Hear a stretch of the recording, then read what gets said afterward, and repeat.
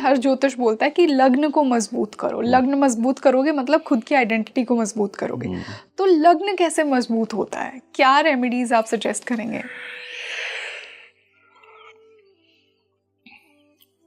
वृषभ तुला हो तो हीरा पहना देते हैं, स्फटिक पहना देते हैं। ओके। और धनु मीन हो तो पुखराज पहना देते हैं। ऐसे लगन नहीं मजबूत होता। लगन को ऑलवेज मजबूत करने के लिए आपको सूर्य मंगल का ही उपाय चाहिए। वैसे ये किसी चैनल पे पहली बार मैं खुलासा करने जा रहा हूँ। अच्छा, ठीक है। पिछली बार भी ऐसा ही हुआ था, जब इला ने शूट किया था मैंने बहुत सारे नए खुलासे किए थे। लगन के अंदर राशि जो मर्जी हो, लगन को मजबूत करने के लिए सूर्य और मंगल को अच्छा करना ही लगन को मजबूत करना होता है, क्योंकि वो ही उसके कोर प्लैनेट्स हैं फर्स्ट भाव के। एग्जैक्टली।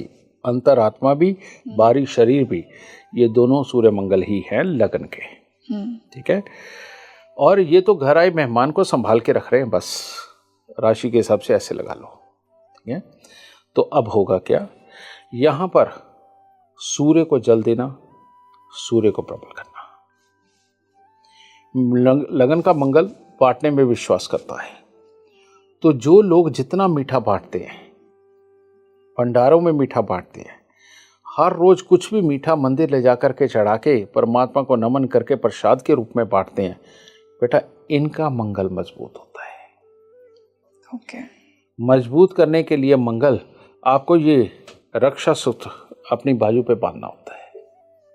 उसका कारण क्या है, ये तो अब साइंस ने भी बता दिया कि यहीं पे हमारी वो नव है जो अचानक मौत देती है, जो बचा सकती है। तो हमारे तो वेदों में पहले से लिखा है कि रक्षा सूत्र अगर आप बांध के किसी भी बड़े कार्य के लिए जाते हो, चाहे आप लाख थक जाए, हार्ट अटैक नहीं हो सकता। अच्छा। तो इसलिए हाथ पे कलावा बहुत ज़रूरी। औरतों को शादी के बाद, क्योंकि बहुत काम होता है, उनको चूड़ियाँ पहन के रखना बहुत ज़रूरी है। चूड़ियों का विधान भी वहीं से शुरू हुआ है। और आदमी को रक्षा सूत्र, नहीं तो पहले भी आदमी लोग कंगन पहनते रहे हैं, समझ गए। और ये रक्षा सूत्र हमारी एक एक चीज़ जो है साइंस के साथ जुड़ी हुई है। तो हाथ के ऊपर जो आज मेरा छूट गया, ये थोड़ा खराब हो गया था तो उतर गया, नहीं तो ये रक्षा सूत्र जितना मोटा है लगन उतना मजबूत है। वाओ। समझे। और जितना मीठा मंदिर में चढ़ा करके आप वितरित करते हैं, उतना मंगल और सूर्य मजबूत रहेगा।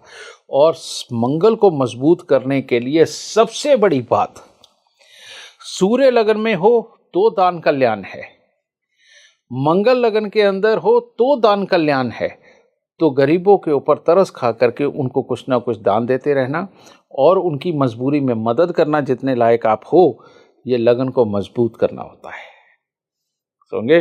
तो इस तरह से लगन मजबूत होता है बेटा।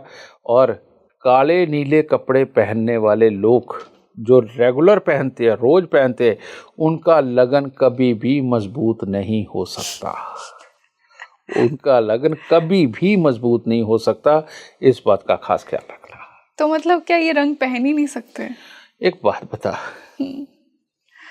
विचारों के अंदर, मजबूती के अंदर छेद करने वाला जो कलर है, वो किसको मजबूत रहने देगा? है ना।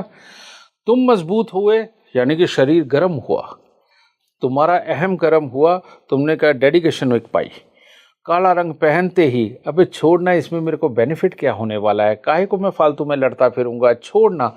ये छोड़ देने की प्रवृत्ति कौन देता है? काला रंग। सर पर ये तो शनि का रंग भी है ना। हाँ तो मैं कह तो रहा हूँ, छोड़ देने का अगर कोई देता है, कॉन्फिडेंस की अगर कमी देता है, कौन देता है? काला रंग देता है। तो कॉन्फिडेंस की कमी देने वाला रंग पहनोगे और लगन को मजबूत करोगे क्या? तो इसीलिए काला रंग छोड़ना पड़ेगा ना, तभी तो लगन मजबूत होगा। यही कारण है कि बहुत सारी दुनिया ऐसी है जो काला रंग नहीं पहनती। अच्छा। हाँ।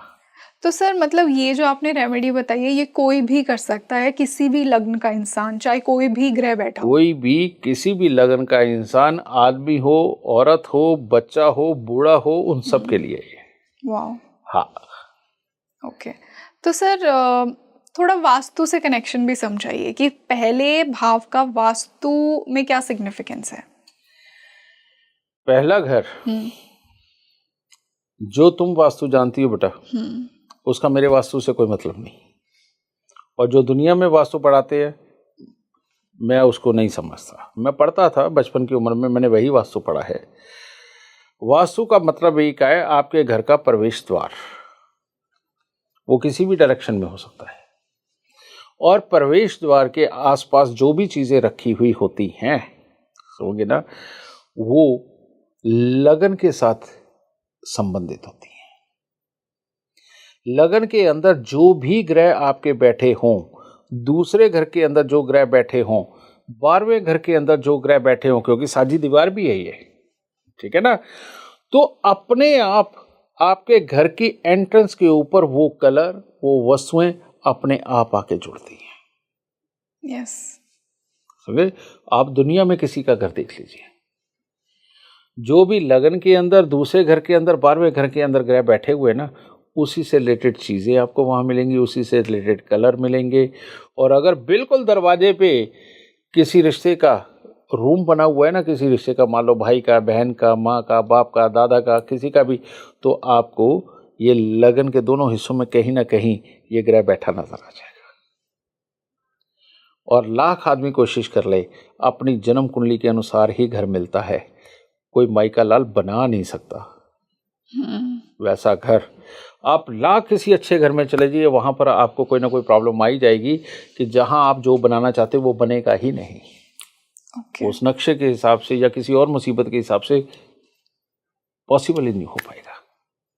समझिए, इसे बोलते हैं डेस्टिनी, कि जहां इंसान करना तो चाहता है लेकिन अपनी मन मर्जी ना कर पाए, इसी को डेस्टिनी बोलते हैं। तो इसी को जन्म कुंडली बोलते हैं। लेकिन लाल किताब, वशिष्ठ ज्योतिष, इनके फार्मूले ऐसे हैं कि ये बहुत कुछ बुरा बदलने की ताकत रखते हैं।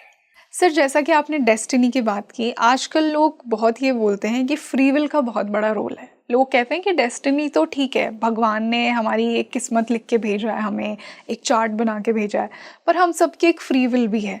तो आपको क्या लगता है कि फ्री विल का कितना रोल है हमारी लाइफ में? फ्री विल वैसे ही हो गई जैसे एक आप आदिवासी को शहर में ले आओ, तो अभी भी वो कबूतर के पीछे भाग पड़ेगा, मेरा अभी का खाना यही है। ओके। है ना?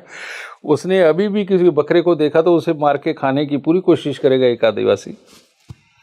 तो ये अपने अंदर जो ख्वाहिशों का जंगल बसा पड़ा है ना बेटा, उसे फ्री विल बोलते हैं। लेकिन उस फ्री विल वाले से पूछे कि तेरी अकल कितनी बड़ी है, तो क्या सॉल्व कर सकता है, क्या पा सकता है, आज तक तूने पाया क्या है और किसी के लिए किया क्या है। समझे? हमारे यहाँ फ्री विल का नाम पता क्या होता था? क्या? हमारे यहाँ फ्री विल का नाम होता था वानप्रस्थ। बुढ़ापे के अंदर जब सारी जिम्मेवारियां निभा के हम घर परिवार त्याग करके परमात्मा के नाम के लिए अपनी मनमर्जी की जिंदगी जीने चले जाते थे, हम लोग तब फ्री विल किया करते थे। ओके। जवानी के अंदर अपनी तमन्नाओं को लेके उल्टे सीधे कर्म करने का नाम फ्री विल होता है क्या? दुनिया से डर के भागे हुए बाहर जाके सुल्फा पीने के नाम वाले को ये फ्री विल कहते हैं क्या? अपनी कीमती जवानी के दिन जिसके अंदर तुम जिंदगी के अंदर बहुत ऊंचाइयां पा सकते हो, उसके अंदर अपने वक्त को खराब करने का नाम फ्री विल देते हो। ये वक्त आएगा कहां से वापस? पहले तो जिंदगी नहीं समझते, अपने आप को नहीं समझते, हालात को नहीं समझते, शब्द बड़े बड़े पैदा कर सकते हैं, बस यही जिंदगी बन के रह गई है।